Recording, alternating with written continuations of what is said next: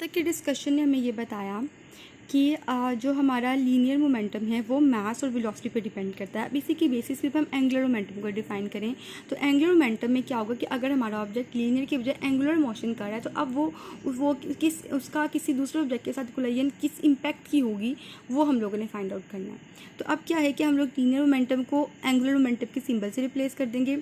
अब लीनियरली हम लोग मास से डील करते हैं, एंगुलरली हम लोग मोमेंट ऑफ इनर्शिया से डील करते हैं। लीनियरली वेलोसिटी की वैल्यू ये है और एंगुलर वेलोसिटी की वैल्यू मेगा है। सिंपल, हमने उसे कन्वर्ट कर दिया।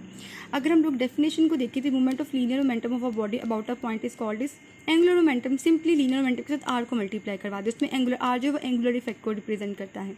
और हम इसको इस तरह से भी डिफाइन कर सकते हैं, product of moment of inertia and angular velocity इसका एंगुलर मोमेंटम, और उसका फॉर्मूला यहाँ पे गिवन है। और ये बताना ज़रूरी है कि एंगुलर मोमेंटम जो है वो along the axis of rotation होता है। इसके बाद हम लोग डिफाइन करेंगे law of conservation of angular momentum. तो law of conservation of angular momentum क्या स्टेट करता है? It states that if no external torque acts on a system then the total angular momentum of the system remain constant. ठीक हो गया? मतलब कि total angular momentum constant ही रहेगा, उसमें जो सिंगल इंडिविजुअल जो है प्रोडक्ट की वैल्यू, मतलब कि मोमेंट ऑफ इनर्शिया और एंगुलर वेलोसिटी का जो प्रोडक्ट है, इन दोनों की वैल्यूज़ आपस में एक दूसरे को एडजस्ट कर लेती हैं कि उनका जो ओवरऑल प्रोडक्ट है वो नेक्स्ट वाली क्वांटिटी इक्वल रहता है, जिसके से टोटल एंगुलर मोमेंटम हमारा इक्वल रहता है, कांस्टेंट रहता है, उसकी वैल्यू में किसी किस्म का चेंज नहीं आता अनलेस कोई एक्सटर्नल इंटरफेरेंस ना हो। नेक्स्ट क्वेश्चन है, show that the orbital angular momentum L naught is equal to M V R. हमने ये रिलेशन बेसिकली प्रूव करना है। तो हम लोग क्या करेंगे, हम लोग हमारे पास जो एंगुलर मोमेंटम का फॉर्मूला उसको डिनोट करेंगे, उसके बाद उसको मैग्नीट्यूड की फॉर्म में लिखेंगे। अब यहाँ पर देखिए, अगर कोई ऑब्जेक्ट है वो एक सर्कुलर पाथ में मूव कर रहा है, ठीक है, दिस इज़ योर ऑब्जेक्ट, और वो सर्कुलर पाथ में मूव कर रहा है, तो अगर किसी भी इंस्टेंट के ऊपर हम उसका लीनियर मोमेंटम फाइंड आउट करना चाहते हैं तो linear momentum obviously tangent draw करके ही फाइंड आउट करेंगे। और जब भी मैं सर्कल के ऊपर कोई टेंजेंट ड्रॉ करूँगी तो वो टेंजेंट और आर के बीच में जो एंगल होगा वो 90 डिग्री ही होगा। तो यहाँ पर मैं थीटा क्या पुट करूँगी, 90 डिग्री। उसके बाद मैं आर पी साइन थीटा में मैं क्या पुट कर दूँगी, आर पी साइन 90 डिग्री, तो मेरे पास आ जाएगा L naught is equal to R P. उसके बाद मैं लीनियर मोमेंटम की वैल्यू को पुट कर दूँगी तो मेरे पास एंगुलर मोमेंटम का रिलेशन प्रूव हो जाएगा, L naught is equal to M V R. Okay, तो नेक्स्ट क्वेश्चन है, describe what should be the minimum velocity for a satellite to orbit close to the earth. अच्छा, अब यहाँ पर इसको समझने के लिए हम लोगों को ये डायग्राम समझनी बहुत ज़रूरी है। अच्छा, अब सबसे पहले क्या हो रहा है कि हमारे पास यहाँ पर ये हमारी अर्थ है, ठीक है। अर्थ के ऊपर से हम एक रॉकेट को लॉन्च करते हैं, लेकिन हमने उसको 2 मीटर पर सेकेंड की वेलोसिटी के ऊपर लॉन्च किया। तो क्या हुआ कि वो रॉकेट यहाँ से आएगा और इवेंचुअली वो अर्थ में फॉल कर जाएगा, क्योंकि वेलोसिटी कम थी। हमने वेलोसिटी की वैल्यू को इंक्रीज़ किया, लेकिन वो दोबारा से इवेंचुअली अर्थ में ही फॉल किया। उसके बाद हमने वेलोसिटी की वैल्यू को मज़ीद इंक्रीज़ किया, लेकिन वो फिर भी इवेंचुअली आकर अर्थ में ही फॉल कर गया। लेकिन हम लोगों ने जब अपने सैटेलाइट को 7.9 किलोमीटर पर सेकेंड की वेलोसिटी पर फॉल किया, तब क्या हुआ कि वो अर्थ में फॉल नहीं कर सका, बल्कि अर्थ के अराउंड मूव करना स्टार्ट हो गया। इसका रीज़न ये है कि ये ऑब्जेक्ट जो है, इसकी इंटेंशन तो यही है कि ये अर्थ में ही फॉल करेगा, लेकिन अर्थ का कर्वेचर जो इसकी सरकमफेरेंस है वो भी इस ऑब्जेक्ट के साथ साथ ही राउंड हुए जा रही है, और अर्थ उस ऑब्जेक्ट को मौका नहीं मिल रहा कि वो इसके अंदर जाके फॉल करे। क्लियर है? मतलब कि जो अर्थ की सरकमफेरेंस है वो जहाँ पर भी जो जिस वेलोसिटी से उसको हमने थ्रो किया है, वो उस वेलोसिटी के अकॉर्डिंगली अपना सर्कल कंप्लीट करते हुए जैसे ही अर्थ में फॉल करने की कोशिश करता है, अर्थ का कर्वेचर साथ ही कर्व हो जाता है। तो अर्थ का कर्व जो कर्वेचर है वो उसको नहीं अलाउ कर रहा है कि उसमें फॉल करे वो। तो अगर हम कहें कि वो कौन सी मिनिमम वेलोसिटी है जिससे हम सैटेलाइट को लॉन्च करवाएं तो वो अर्थ में फॉल नहीं करेगा, तो वो है 7.9 किलोमीटर पर सेकेंड। इसको आपने फिजिक्स की लैंग्वेज में कुछ मैथमेटिकली प्रूव करके दिखाना है। तो हम लोग क्रिटिकल वेलोसिटी होती है बेसिकली वो वेलोसिटी जो मिनिमम वेलोसिटी कहलाती है। The minimum velocity necessity to put satellite into an orbit close to the surface of earth is called critical velocity. और ये क्रिटिकल वेलोसिटी का फॉर्मूला है, ये आपके सैटेलाइट वाले टॉपिक में आपको मिल जाएगा। उसके बाद आपने क्या करना है, इसमें वैल्यूज़ को पुट करना, तो हमारे पास वैल्यू आ जाएगी क्रिटिकल वेलोसिटी की।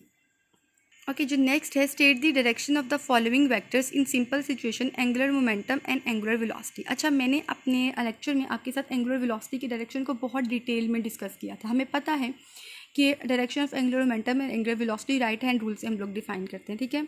अच्छा, अब राइट हैंड रूल क्या है कि grabs the axis of rotation of grab the axis of rotation in right hand, curl the fingers in the direction of rotation, the thumb will show the direction of angular velocity.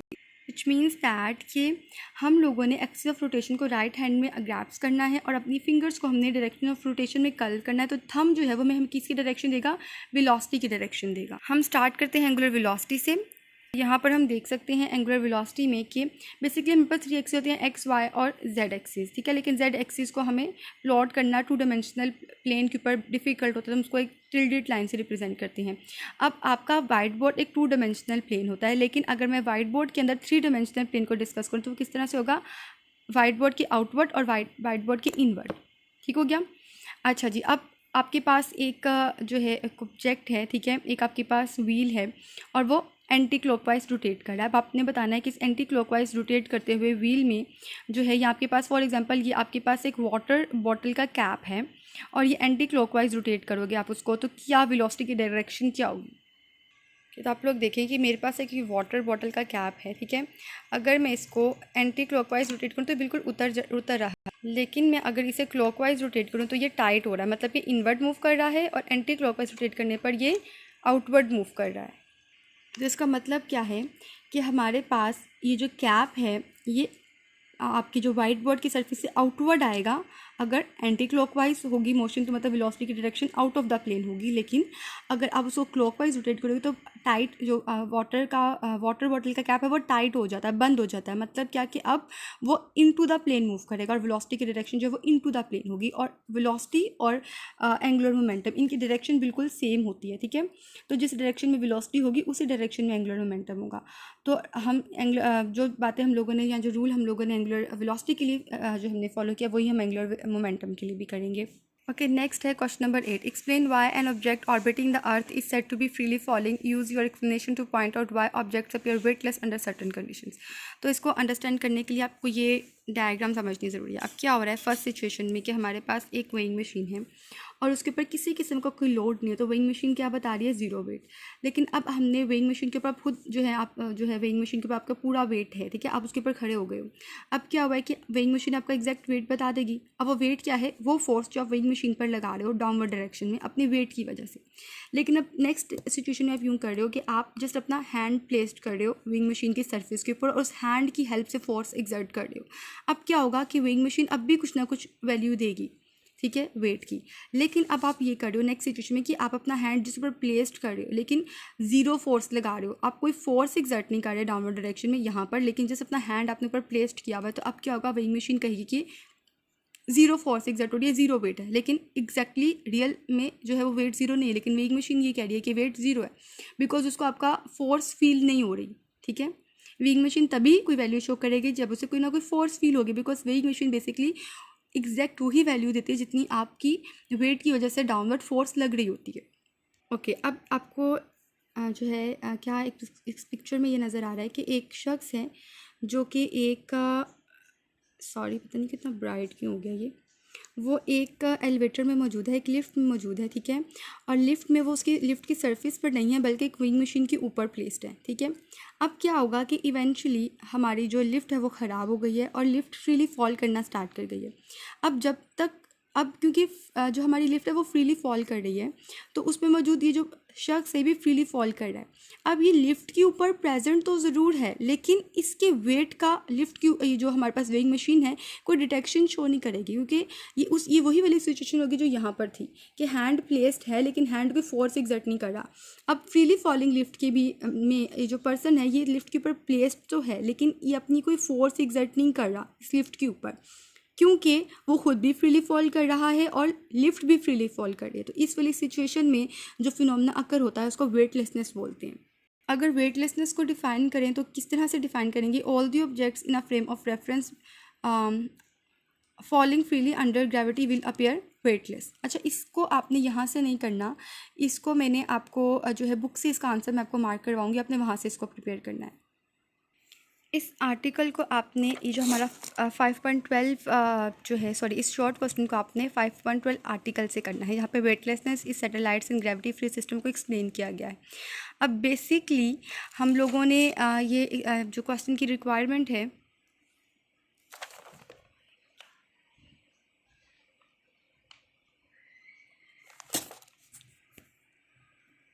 वो ये है कि हमने ये define करना है कि जो ऑब्जेक्ट्स है वो वेटलेस क्यों फील होते हैं, या किसी भी ऐसे मतलब ग्रेविटी फ्री सिस्टम में सैटेलाइट जो है वो ग्रेविटी फ्री सिस्टम में वेटलेसनेस का उसमें क्यों हम लोग फिनोमेना ऑब्जर्व करते हैं। सो इसको समझने के लिए हम लोग इस डायग्राम को दोबारा देख रहे हैं। अब बेसिकली क्या होता है कि जो सैटेलाइट होता है ना, जो अर्थ के अराउंड रिवॉल्व कर रहा होता है, अगर मैं उसके लिए एक बेटर वर्ड यूज़ करूँ तो मुझे ये कहना चाहिए कि सैटेलाइट जो है वो अर्थ के अंदर फॉल कर रहा होता है, अराउंड रिवॉल्व नहीं कर रहा होता। नॉर्मली हम लव वर्ड यूज़ करते हैं, रिवॉल्व कर रहा होता है, वो इक्विवेलेंट है कि वो अर्थ के अंदर फॉल कर रहा होता है। वो अलग बात है कि सैटेलाइट अर्थ में फॉल नहीं कर पाता। उसका रीज़न क्या है वो देखते हैं कि अगर हम लोगों ने यहाँ पर आप देखें अपने सैटेलाइट को एक लोअर वेलोसिटी से प्रोजेक्ट किया है, तो वो क्या करेगा, इवेंचुअली अर्थ में फॉल कर जाएगा ईजिली। थोड़ी सी वेलोसिटी इंक्रीज़ करेंगे तब भी फॉल करेगा, उससे ज़्यादा वेलोसिटी करेंगे तब भी फॉल करेगा, लेकिन एक ऐसी क्रिटिकल वैल्यू है जिस पे वो फॉल नहीं करता। अब ये फॉल ना करने का रीज़न ये है कि वो ट्राई तो पूरी कर रहा है कि वो फॉल करे, जैसे कि बाकी सारी स्पीड्स के ऊपर फॉल कर गया था ईजिली, लेकिन ना करने का रीज़न ये है कि जो if the object is drawn fast enough parallel to the earth, the curvature of its path will match the curvature of the earth. मतलब कि जो उसका अपना कर्वेचर था वो अर्थ के कर्वेचर के साथ मैच कर गया। अब वो जिस भी वो उसको वो कोई पॉइंट ही नहीं मिलता है जहाँ से वो अर्थ में एंटर होकर उसमें फॉल कर सके, क्योंकि जहाँ से भी वो टर्न लेता है अर्थ भी टर्न ले लेती है। समझ रहे हो, उसने टर्न लिया, अर्थ उसके साथ पैरेलल टर्न ले रही है, कर्वेचर्स मैच कर गए, तो उसमें फॉल नहीं कर पा रहा। और हम लोग कह रहे हैं कि उसका फॉल ना कर पाना, हम उसको उसकी रेवोल्यूशन बोल रहे हैं कि वो उसके अर्थ के अराउंड रिवॉल्व कर रहा है। तो रिवॉल्व तो कर रहा है लेकिन इवेंचुअली क्योंकि वो फॉल नहीं कर सका इस वजह से। अब यहाँ पर सारा क्लियरली रिटन है कि जो हमारी स्पेसशिप है वो सेंटर ऑफ अर्थ की तरफ मूव कर रही होती है, ठीक है, और वो अर्थ के अराउंड रोटेट करती है, लेकिन वो फॉल नहीं कर पाती। रीज़न मैंने आपको बता दिया। अब उसका जो एक्सेलरेशन होता है वो उसकी वैल्यू जी होती है, और अब उसको सिंपल जी नहीं, ये फ्री फॉल एक्सेलरेशन होता है, ठीक है।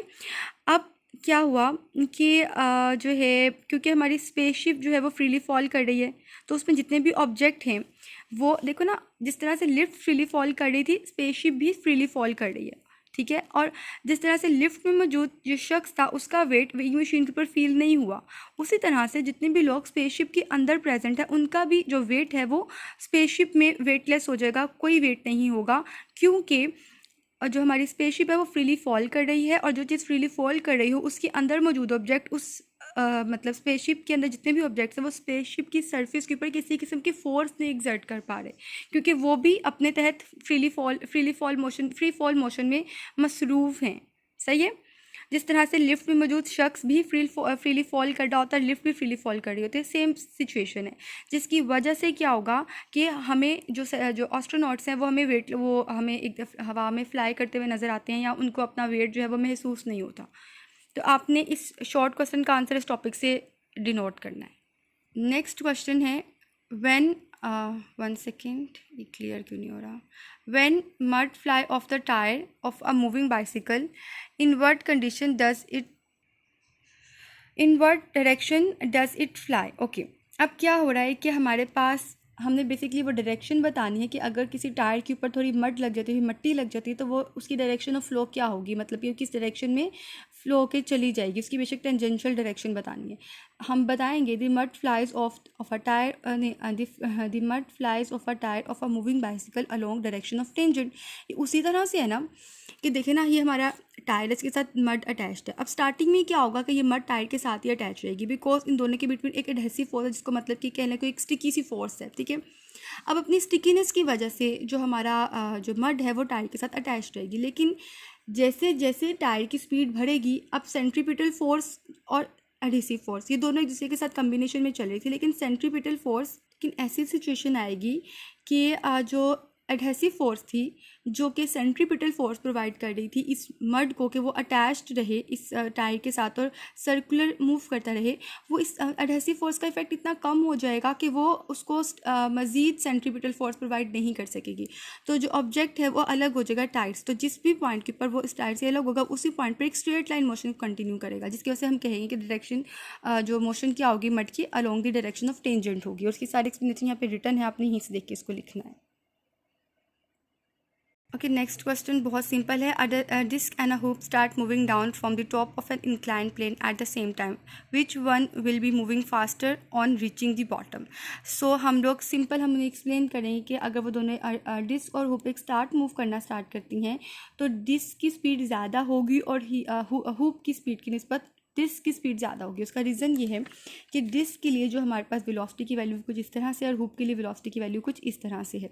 अब जिसकी वेलोसिटी ज़्यादा होगी ऑब्वियस सी बात है कि वो जल्दी जो है वो आएगी, मतलब बॉटम पे रीच करेगी.